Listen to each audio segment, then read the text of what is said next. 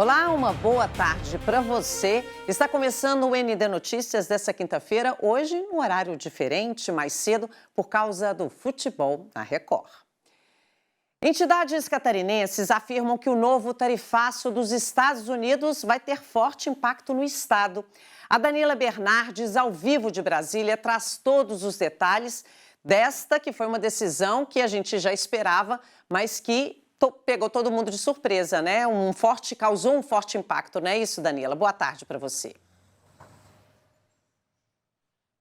Exatamente, Tatiana. O impacto surpreendeu bastante. Uma boa tarde para você, uma boa tarde para você também que nos acompanha. 54% do valor das exportações de Santa Catarina estão afetados aí pelo novo tarifaço de 25%, que tem uma data para começar a valer no dia 22 de julho. Foram dados levantados pela Fiesc, a Federação das Indústrias de Santa Catarina, e esses dados mostraram também que só 5% das vendas para os Estados Unidos, do estado, vão ficar isentas de sobretaxa, de algum tipo de taxação.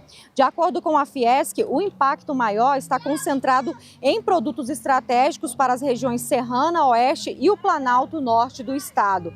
A entidade criticou a falta de empenho do governo federal nas negociações e disse temer uma retaliação, aí, uma medida do governo que pode piorar ainda mais a situação com relação aos Estados Unidos. Esse foi um ponto, inclusive, abordado na entrevista coletiva que acontece nesse momento aqui no Ministério da Indústria, Desenvolvimento, Indústria, Comércio e Serviços, com a participação de vários ministros e também com o vice-presidente Geraldo Alckmin. Eles reforçaram os esforços que o Brasil, segundo eles, fez para poder não ter essa taxação. O vice-presidente Geraldo Alckmin chamou a medida de injusta e descabida por causa de toda a movimentação positiva que existe entre o Brasil e os Estados Unidos e, segundo ele, aplicar a chamada lei da reciprocidade pode ser, sim, considerado, mas na hora certa. Então, o governo ainda não tem a resposta se vai usar realmente essa medida aí da reciprocidade.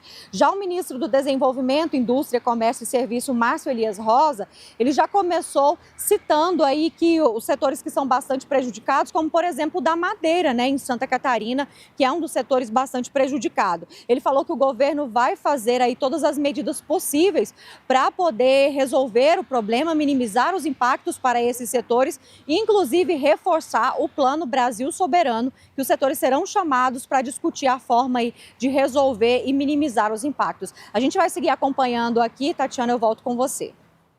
Obrigada, Danila. Uma boa tarde. Os efeitos e motivadores desse tarifaço é assunto para o Paulo César, que está já aqui com a gente. Paulo, seja bem-vindo, né? Causou surpresa, será, essa decisão aí dos Estados Unidos? Boa tarde, Tatiana, para você, para quem está com a gente. Talvez, principalmente para o setor produtivo, mas para a esfera política, talvez não. Porque, de fato, havia um movimento que trazia a possibilidade de um novo tarifaço e é o segundo que nós registramos. Parece que o tarifaço foi instituído no calendário anual do Brasil. Há um ano, o fantasma das sobretaxas assombravam a indústria brasileira. O acréscimo de alíquotas, que chegaram a quase 50%, reduziram o poder de exportação da indústria brasileira para o país norte-americano. Santa Catarina amargou um prejuízo de cerca de 320 milhões de dólares entre agosto do ano passado e fevereiro deste ano.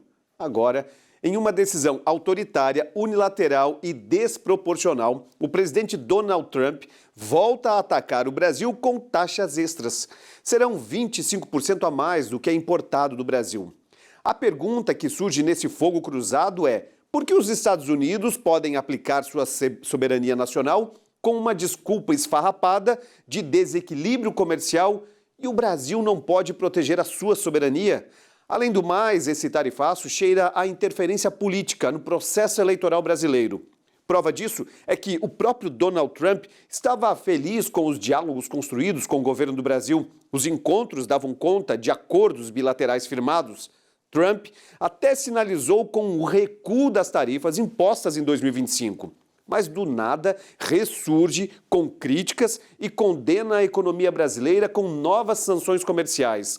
Seria por questões comerciais de fato? Por não ter conseguido, quem sabe, o que queria do Brasil? ou porque tem, de fato, interesses obscuros no cenário das eleições.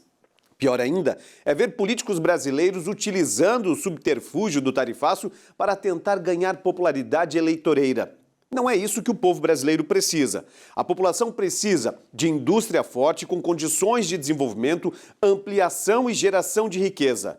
Trump e políticos viciados no Brasil não estão nem aí com a cadeia produtiva, estão olhando em volta dos seus umbigos tomados pelo ego, prepotência e arrogância. E o risco de desemprego está longe de ser pauta política de Estado. Deve estar apenas nos discursos inflamados de quem apenas quer deter ou se perpetuar no poder. E é isso que deve ser de forma inaceitável, em momento algum, aceita pela população brasileira. E quem sai perdendo é a população brasileira. E o trabalhador? Tá certo. Obrigada, Paulo César. Até amanhã. Até amanhã.